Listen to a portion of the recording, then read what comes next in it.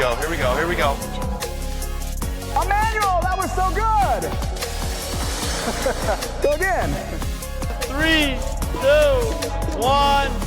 Time. Welcome back. You are listening to the Movement for Life podcast. We talk about ways that keep us moving throughout our life. I just hit my knee. I'm JR. And I'm Kolby Christophic. Welcome back, everybody. We're here. We're alive. Yeah. We're doing things. Today, we are going to share with you a previous episodes that we have already recorded.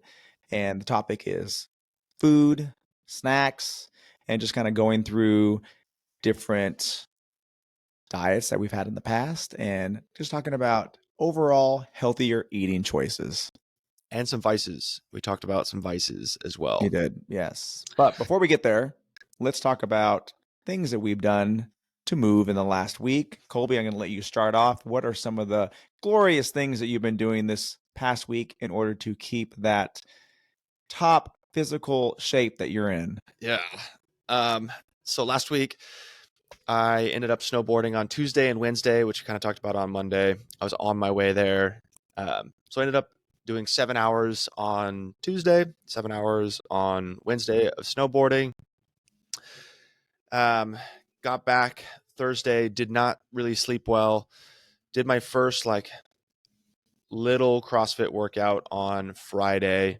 And then I did our team workout on Saturday morning. But my body still has not recovered. So I use a Garmin watch to measure kind of my sleep, my training readiness, my recovery, all that kind of my heart rate variability. According to my watch, I still have not recovered from that week. All of my metrics since the day of the marathon have kind of dropped and are slowly coming up, but they have not. I worked out. I took Saturday after that on Saturday morning, took the rest of Saturday off, took Sunday off, worked out a little bit on Monday in the group class. And then yesterday I did a little bit of training as well. We had some exciting news. We had PRs this week, or we had a test week. Yes. I did not PR my bench press or my back squat this time around.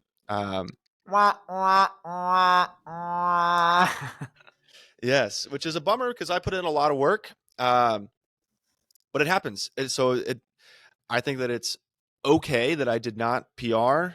I could definitely feel that my body is not in prime condition post marathon and snowboarding to try to be attempting some PRs. I did go for it. If I didn't feel safe, I had a spotter on my bench press and I feel very good bailing on a back squat, I wouldn't have tried it.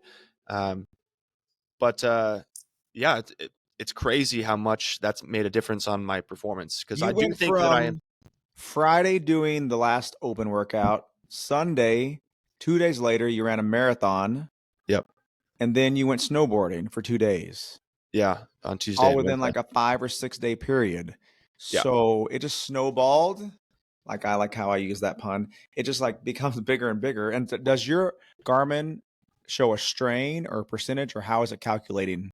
Yeah, it shows a couple of different things. It shows a workload. It shows aerobic capacity. It shows body battery and training readiness. Body battery. Yeah. I like that terminology. How you're feeling throughout the day. And post that Wednesday, basically from when I finished the marathon, my body battery didn't go above 20 out of 100. Yeah.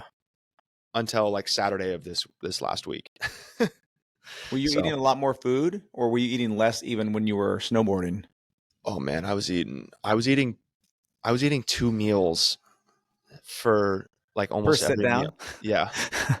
Yes. And the snowboarding makes you so hungry. The people I'm with were like, "Are you okay? Why are you eating so much food?" And I'm like, I am just so hungry now. I get so hungry when I'm on the mountain. So I was eating a lot of food. I was definitely not going hungry at all. But yeah, so it was low like on my training readiness has been in like the 20s and 30s. Today is the first day that it's actually been up a little bit higher. It's in like the 60s as far as training readiness goes. Going into the marathon or going into Friday Night Lights, I think I was like a 97 or 98. Great. Which I was like, oh man, I'm primed and ready to go. And it's been in like the 20s and 30s since then. It'll get back. Yeah, for sure. So that's kind of what I did. What did you do? Okay. Last week I did very consistent with my training, just coming in and every day doing mobility and the Metcons and a lot of strength because we have quarterfinals coming up. So my body is feeling really strong after I recovered from 24.3. It took me a good 3 days, probably like a rough 3 days, like Yeah. rough, RUFFF, rough.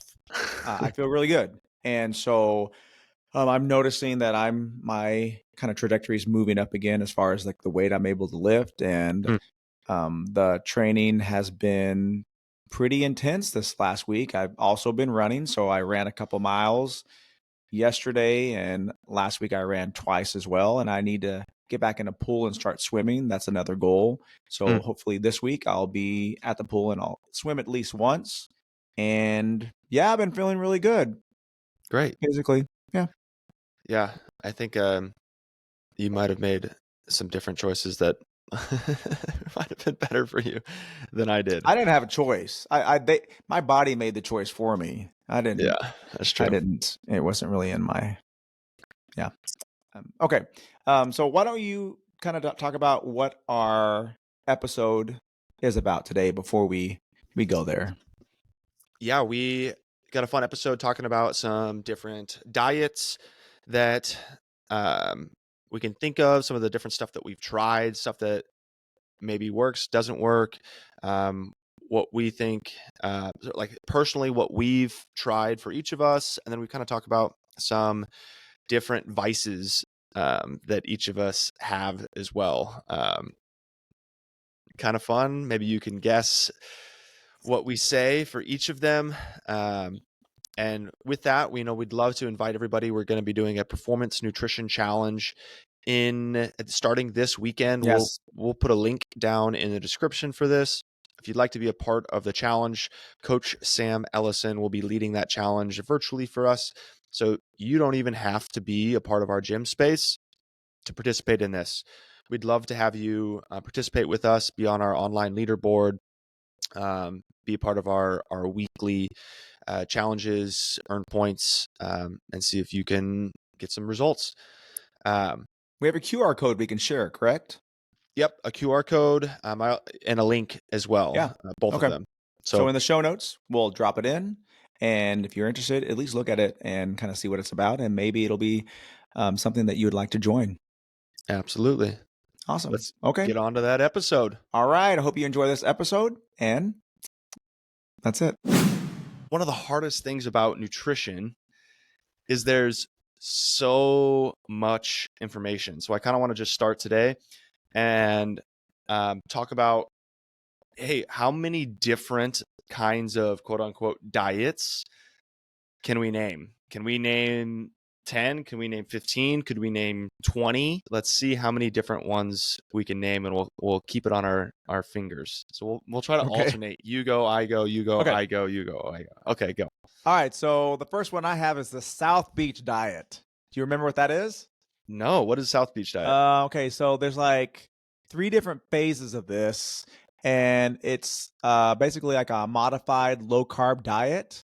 And I think there's like portion sections. So you have like phase 1 was for like a couple weeks, you'd eat 3 meals with a couple snacks. And it's like lean protein, high fiber veggies, low dairy, limited carbs and fruits. And then you had like the second phase, which is like the long-term weight loss phase. So if you had like a specific weight you were trying to get to, during that time, I think dieters like follow like same basic rules of phase 1, but then they really limited the portions of fruit and grains. Oh no, the second phase was when you were allowed to have a few more fruit, grains, and then alcohol was allowed. And then there was like a third phase, which was like once you got to your goal weight, it was like a maintenance phase, which was basically like the principles of the earlier stages. So Okay. they'd have carbs filtering in and out through there, but for the most part, I think carbs were really villainized in that fad. All right. That's called South Beach diet. The South Beach diet, that was like super popular in the 80s. Cool. I'll do one that's fairly gained some popularity in the last 10-ish, maybe a little bit more. Keto, right? That's a Keto. very popular one that we hear all the time, Yes. which is more or less just very high fat, low carbohydrates, and no carbohydrates whatsoever. I think actually following a keto diet is extremely difficult. People think they might be doing a keto diet, but they actually are eating way too many carbohydrates to more or less be in ketosis or actually on a keto, what would be considered a keto diet. So I would say most people are doing a keto-ish diet, right? Where they're doing low carbohydrate with high fat.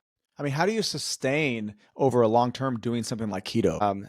I mean, I think that's the idea of this entire piece here of what we're going to talk about is most of the things that we're going to talk about are going to be extremely difficult to maintain over long-term types of things. Yeah. But give me another one. That's 2. All right, we're going to go with the Atkins diet, popularized in the 90s. Do you remember what that one was? I think that was also another low carb Yeah, diet. Is that right? It like limited a lot of the plant-based foods. So like, one of the biggest drawback to that was like, are you getting as much minerals and vitamins that you really needed? But like veggies, beans, legumes, grains, they were really restricted on that diet. Okay. Yeah. All right, you're up. What's up? So that was 3. 3. Let's think of another one. What if we went with something like zone diet? Ooh, yeah. All right, refresh my memory with that one. The zone diet is built off of blocks, and it was on a 40-30-30. Yeah. This is what a lot of early time CrossFit endorsed the zone diet because it was one of the more measurable diets that you could do. It was very easy to measure, and it was 40% carbs, 30% fats, 30% protein. And it was more of one of the goals to be a balanced diet, more or less, where you would create a block and then you would build your meals based on blocks. Right. And I think the maybe drawback to that was playing with, okay, what kind of combo of percentages of macronutrients was going to work best for me. Right. All right, that's 4. Give me another one. Well, we got to go with paleo. Obviously, that's like the one that I think is probably most popular with CrossFit individuals, also known as the caveman diet, where we're really just eating like lean meat, veggies, fruit, basically nothing processed. No grains. Well, no processed anything that came after the. What is it? The Jurassic Age? Yeah. Well, there was another. It's just like, I remember when I first heard about this diet, thinking it was the craziest thing I'd ever heard. And I would say of anything that we've listed so far, which I've never done, I did adhere to the paleo diet for a while. And so I have some experience with it. Nice. Yeah. But it's basically trying to stay away from as many new quote unquote new foods, right? Just as much whole foods as you possibly can. Maybe I'll jump right on top of that one. 5. Okay. Isn't there something called a carnivore diet where you're almost all raw eating meat? Yeah. Is it raw meat or is it cooked meat? Yeah, there was actually one that I saw. It wasn't called the carnivore, but it's called the raw food diet. And it's basically like eating raw food and then fruits and veggies as well. Raw fruits and veggies, not cooked fruits and veggies. Yeah, I mean, it says you can have a little bit of cooked, but it really is like into that raw. Mostly raw food. Yeah. Cooking food really allows us to, it's a lot easier for us to digest food once it's been cooked or heated.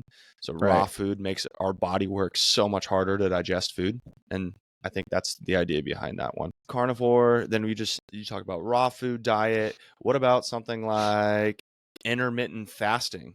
Yes. That's like the That's another 5-2 one. diet, right? Like I think there's several different versions of it, but the idea is there's some period of or window of time that you're not eating, and then there's some period of time that you are eating. I did intermittent fasting for a while with my lifestyle. I liked it because I'm a lazy person. That's not true. I'm not a lazy person. I'm a busy person. You heard it here first, folks. I'm a busy person. So I would forget to eat a lot of the day. And then at 4 o'clock in the afternoon, I would eat a very large meal, and that would be my only meal. Or maybe I would eat, a dessert or snacks after that as well. The very, very hard part about that, it was extremely difficult to build muscle, and it was extremely difficult to feel good in workouts. Because you're almost always in a fasted state, so you're not feeling awesome inside workouts. Doing CrossFit, I wasn't making a lot of gains during that. It was as much as I could maintaining. Is that 8 of them? That's 8 right there. All right. Can we make 2 more? Can we get to 10? Yeah. Okay, so I had to pull up my list now that we're getting down to some that most of the ones that I remember have been named. There's one called the macrobiotic diet, and this was popular like in the 20s and 30s, and you eat different things based on gender, age, location, and existing health issues. That's interesting, right? It focuses on restoring balance and calm within the body. Okay. Yeah. A little footnote in there. It says, steer clear of any and all potatoes, peppers, tropical fruits, tomatoes, caffeine, alcohol, added sugars, and processed food. What else is there? Fish, dairy, and eggs and poultry are all okay. Okay. All right. Well, that kind of... I'm remembering one. I don't know if it had a name, but wasn't there a phase of time that was there was a phase of time that it was low fat diets? You could eat like super high carbohydrate, low fat diets. That was the way to go. I don't remember if that ever had a name though. I don't remember, and I don't see that particular one on the list that I'm looking at, but that definitely does ring a bell. I remember that being really popularized because of a lot of like endurance athletes. And endurance athletes, like they did so well when they were eating that high carb, that 60-70% carbohydrate diet, because they were exercising for 4, 6, 7 hours a day. But when we suggest that sort of thing to a population that's not exercising 5 hours a day, they might get different results than that endurance type lifestyle. Yes. Well, I mean, that was 10.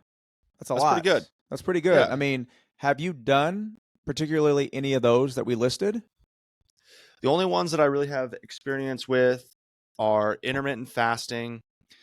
I did a keto-ish diet. I definitely don't think that I was restricting my carbohydrates enough to actually make it considered a keto-ish diet. And then one of the ones that, the one that I adhere to the most is not one that we talked about. And I don't think it wouldn't be considered a fad diet, but it may be closest to a carnivore or a paleo type of thing. What about you? I guess you kind of said that. Yeah, just paleo really is the only thing that I've done.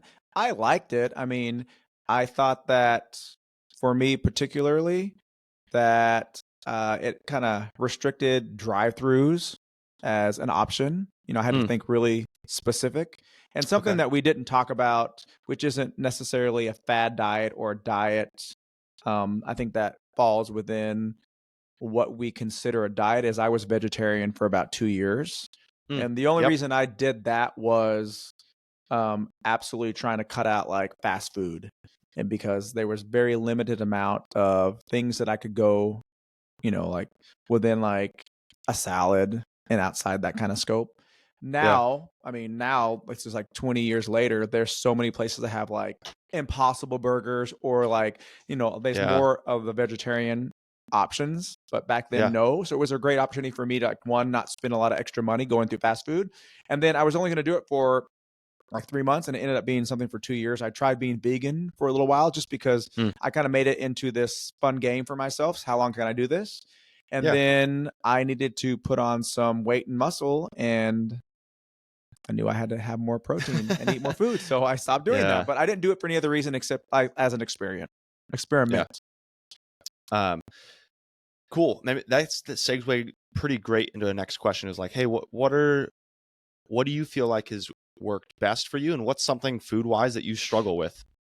So as far as what works best for me is none of those work best for me. What works Okay. best for me is when I really was able to sit down with a nutritionist and kind of go off of like what my specific body needs for protein Mm. and carbs and fats. And so I try to now at this point, I weigh about 145. So depending on what my weight is, if I'm up to like 154, 155, I'll go anywhere between like my protein intake will try to be between like 165, 170 to 190. And then I just try to stay within Okay. like 50 grams of fat a day. And then Okay. just like there's sometimes when my carb intake is like 300, 400, and sometimes it's a little less, but I just kind of stay within that. And for me specifically, and what I like to do as far as training and the busy schedule that I have with work, that is what's been my main focus is just a specific macro breakdown that, Mm. a nutritionist was able to provide. Cool. What about nutrition stuff that you struggled with? Maybe you would call them like vices or things that you're like, oh man, I always come back to this and I I gotta really in follow the back past around. have never really struggled that much with any cravings, but recently, I would say in the last 6 months or so, I think I've developed a sweet tooth that was never quite there before. And so Oh, that's interesting. been, I think that was like emotionally based. I was kind of use it as comfort food, which again, I Mm. didn't ever really look at food. Like, I really feel like depending on the family that you come through, like eating was not a big thing in my house. So we did not sit down and have a lot of meals together. Me always doing my sports, I was eating in the car on the way there or coming back. Yeah. So my family didn't have that like emotional attachment to sitting down and eating. We would eat together sometimes, but if you come from a family where food becomes really part of the family, I feel like, those people are more likely to have comfort food. But for me, my relationship with food was always like, I got to get that nourishment in. What about Yeah. you? I mean, you have you talked about your biases before with me? I think maybe you have. Probably. I share it quite a bit.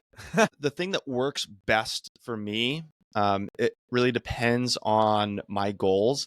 And again, just like you, sitting down with a nutrition coach has been the best way for me to like decide, okay, I want to do this. What steps do I need to take? Yes. Okay, I want to do this. What steps do I need to take?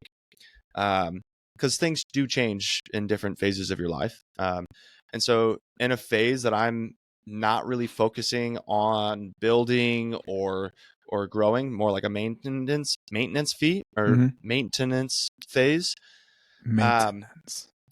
some sort of intermittent fasting is what I enjoy doing. Hey, I want to have a window, but I still want to be able to hit some certain macronutrients, which is what that coach helps me do. And that's typically centered around protein because intermittent fasting, you don't want to be just eating your muscles away. And then the other thing is a high protein where I don't really focus on my fat intake or carbohydrate intake, Hmm. but only focus on, hey, how can I get some more protein? When I do that, I'm able to feel good in my workouts. I don't get as sore, and I'm able to like build muscle and make improvements inside my workouts. Last 6 or 7 months, that's been my focus is a little bit of building, where I've only really focused on, hey, am I getting enough protein on a daily basis? Am I not getting enough protein on a daily basis? Sure. So that's really what works best for me. A lot of the other stuff I'm not measuring, looking at. I'm like, hey, can I be hitting X amount of protein on a daily basis? Vices. I feel like I've got 2 vices, and one of them I talk about all the time. And I love donuts. Donuts are I my didn't know that. favorite. I What? went through a phase in college where I was being super cheap. I was coaching at the time, but I was like, I don't want to spend any money on food, but I want all these calories because, I'm working out 2 a days. It was Right. just post college. So I would buy a dozen donuts that were on sale for 99 cents, and I would eat them a day. I would eat 6 of them like in the morning, then take a freaking sugar nap, and then Crash. coach in the afternoon and eat 6 more donuts Dang. for dinner. And it was 4,000 calories. And it was probably the worst thing that you could probably do. Every single time I would go to the checkout line, I'd be wearing my CrossFit coach shirt. And That's like the lady's like hilarious. ringing me up and she's like, All sugar, are no protein diet she's here, like, folks. are you, is this for you? And I'm like, yeah, it's really cheap. She's like, I don't know if this is right. And I'm like, yeah. You're like, it's not right, but it's oh so good. And so at some point I did with myself a dober. I went dober for a year. Okay. I kind of made a bet with some friends. They're like, I bet you couldn't do donuts with no donuts for a year. And I called it donut sober. I said, I'll do that and I'll try it. And I went from that day. I went an entire year without donuts. Probably better for my health that way. Probably, It yes. was after those first few months, it wasn't that difficult. I should have been making better health choices. Did you have prior to that. withdrawals?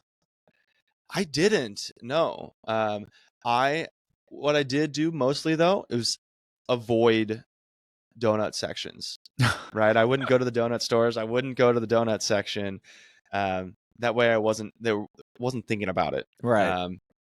So I still do love donuts, and on a decently regular basis, maybe once or twice a month, I go and enjoy some donuts. I go to a donut shop. Nice. Donut Delight in Simi Valley. Yeah. Oof, man, best donuts you'll ever have. Nice fluffy donut.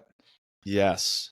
Well, you mentioned and then there's two. What's the other one? Yep. The other one that I like catch myself on often, I feel like, is alcohol.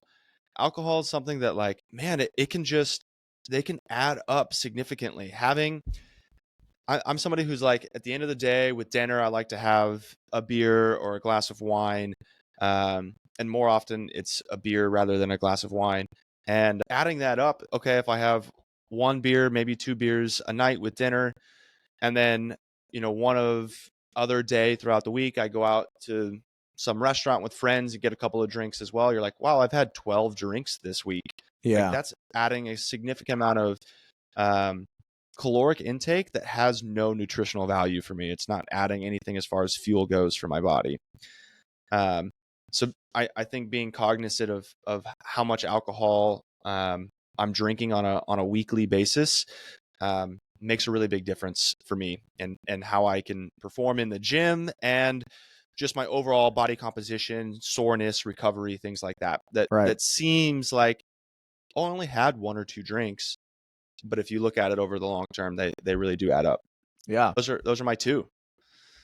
Well, when we're going and we're talking about our vices, and then we're having folks, our clients, come to us, I mean, we know what it's like to have cravings, and we know what it's like to struggle sometimes with our nutrition. What is like some simple advice that you give your clients, or what advice would you give our listeners to consuming food?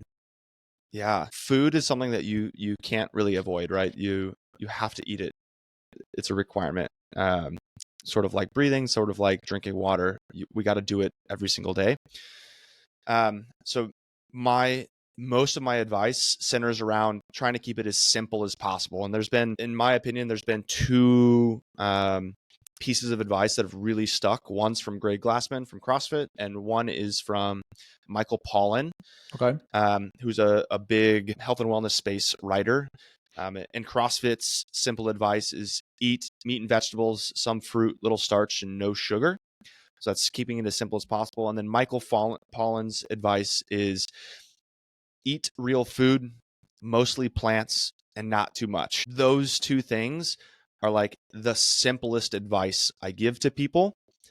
I also talk about nailing another healthy habit before going to food. I think food is a really difficult, there's a lot of hormones that are involved with changing food. And oftentimes we feel bad or like negative feelings when we change food. But if I add exercise as a healthy habit, exercise also has hormonal changes, but most of those hormones make us feel good. So if I can nail the healthy habit of exercise first and then add food 3 months, 6 months down the road, I'm able to like compound my effects, improve my lifestyle significantly. What about you? Do you have a piece of advice that you give people? Start small. Like, like you're going to really struggle with taking a lot of things out of your diet or replacing them all at once.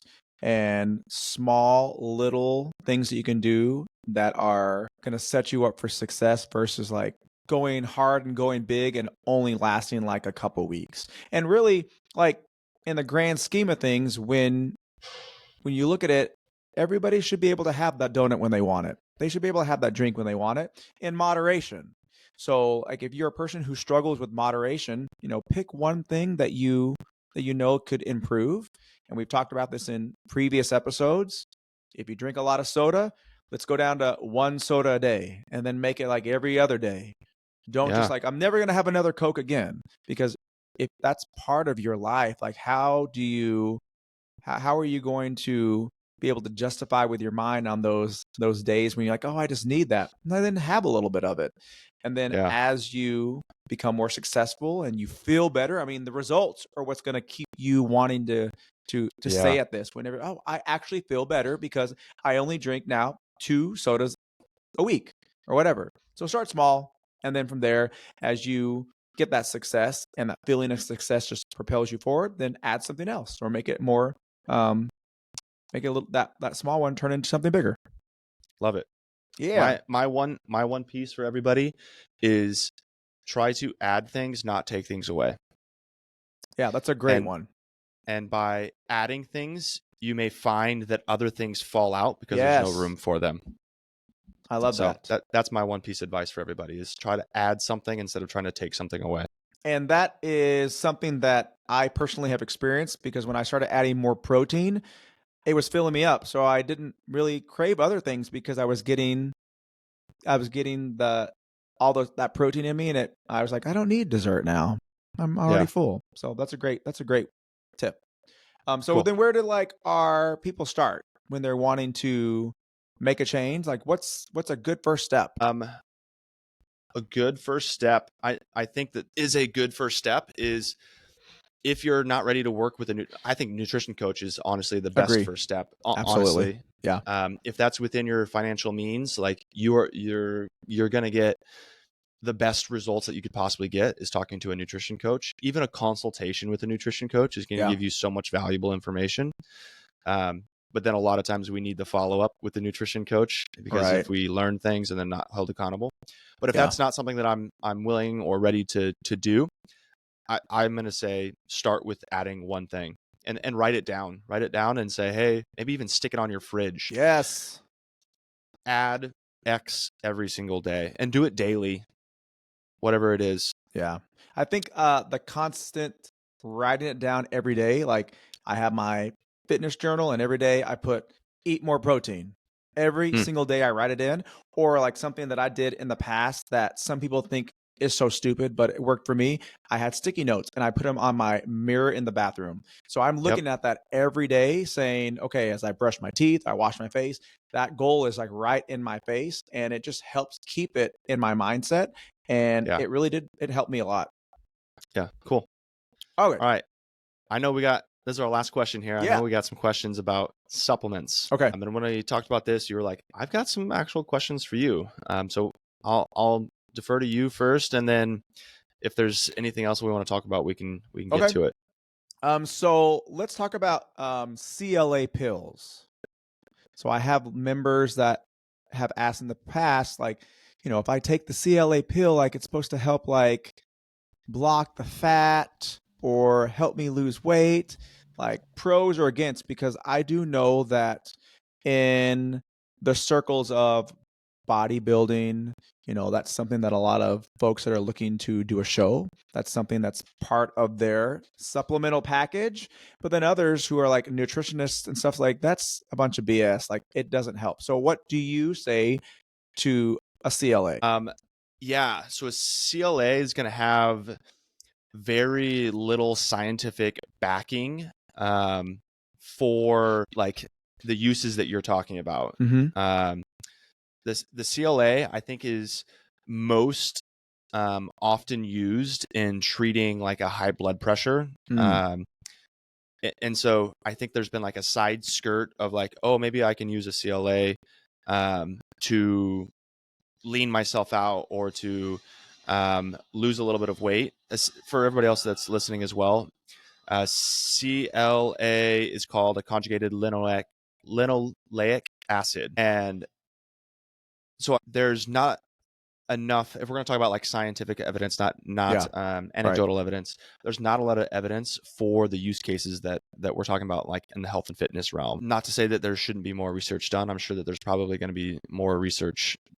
The more that you can find a different use for a drug, and I don't think it's a drug per se, but there's going to be a swap on the use cases, then there's going to be more researchers that say, hey, I'm going to do some research on this topic as well. But right now there's not a lot of it. Okay. I usually say no, it doesn't work. Okay. That's my answer when people like ask me. Yeah, there's not a lot of research on whether or not it works or not. So would you say that a lot of the products in something like a GNC that's saying it's like a shredder or like that kind of stuff, like it's all about the same, like there's not a lot of scientific data to back it up? Yeah, there's really 3 ergogenic aids that have been scientifically proven. One of them, I'll let you guess. For fat loss? No. Ergogenic aid means a performance enhancing aid. Well, they're steroids. So, very well known inside the scientific realm that it works. It also has negative side effects, which is why it's typically not used and illegal in most circumstances for like competitive fashion. It's not an illegal drug, but if I'm going to try to compete at a high level, it's usually a banned substance. Ooh, let me keep guessing. Okay. Creatine? Creatine is a mix of 50 in the scientific world. Like half of the studies say that there is an increased effect and half of the studies say that there is not an increased effect. So I'll give that a 0.5 of my 3. You got people who are like super pro creatine. Definitely, you got to take creatine. You got to take it. Yes. So there is effects. Whether or not it is performance enhancing is the scientific question. Oh, gotcha. Because like the psychological effect of what we think we're getting from it, like a placebo. Could be a placebo, or there could be actual physiological effects that are not improving performance. Like I could have a bigger muscle because of it, but it's not actually improving my performance for something. And that's what they're looking for in performance enhancing drugs or ergogenic aids. Okay. There's one more? Yeah. There's one more half point and there's one more full point. Well, if I'm staying along the idea of how steroids helps, maybe SARMs. Is that considered the same as steroids though? Is a SARM an amino acid? It is definitely illegal and it's performance enhancing. Allegedly. I'm looking it up right now. Yeah, that'll be under the same realm as anabolic steroids. Yeah. Way simpler than what you think. We consume it almost regularly. Like protein, whey protein, love. We consume love. I love it. I don't know. I give up. What is it? Caffeine. Oh gosh. Caffeine is a proven ergogenic aid. Drink right here. Okay. Yep. And then the other one is BCAAs. Same with creatine. That there's 50% of the studies that say BCAAs, branched chain amino acids, improve performance, and it's really recovery. And then half of the studies say, hey, we've seen no significant effect on That's BCAAs. Also one of those that I hear a lot of folks, either it will help, or like I've heard nutritionists say it's not worth your money. And it's interesting how we have 2 different like camps that are so like, this is how it is. Yes. And I think at the end of the day, if you're talking with a nutritionist, they want you to eat food. They don't want you Sure. to eat supplements. Yeah. And so supplements should stay just that. They should stay as something that supplements your food. If supplements are becoming your main source of nutrients, like we're moving in the wrong direction. So I think that's why a lot of nutritionists probably say like, hey, it's not worth it for you to do this. This doesn't work. This doesn't work. It's like, we want you to be eating whole foods first before we're talking about any kind of supplementation. Awesome. Yeah. That helps. That's great information Sweet. for our listeners. All right. Love it. End of the day, do we want to end with anything fun, or do we want to just cut it? I think that was fun. Yeah, I got a little great. guessing game in there. Yeah. I mean, I think that this is good information for everybody, because we all have those questions about, those things that are that when we go into like a nutritional store like GNC, like they're trying to sell us all this stuff and they're like, this is great stuff. Yeah. But most of the time, folks, if it seems too good to be true, like it's just going to do the work for you, then it's probably not true. Like you got to put in the work. You got to be able to 100%. really know what you're putting in your body. And at the end of the day, everyone deserves to have some indulgence, but just keep it in moderation. Yeah. I think that's the biggest takeaway is like the fitness, the nutrition, the exercise, the lifestyle. There is no easy way. Like you got to do it. It takes the personal responsibility. It takes the work. And if you're willing to do the work, the results are incredible. So yeah, if it seems too good to be true, it probably is. I love that. Probably is. It's not going to come in a bottle, folks. Awesome. Cool. I had fun this week. Yeah, me as well. That was great. Yeah. All right, everybody. We will see everyone next week. If you liked us, like the show, rate us, share it, read the show notes, make a comment. Let's hear if you guys want to hear about anything else. I'm more than happy to talk about some different topics that you guys want to hear about. Yep. We will see you guys next week.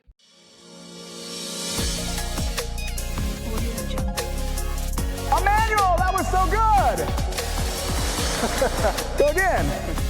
3, 2, 1, bye.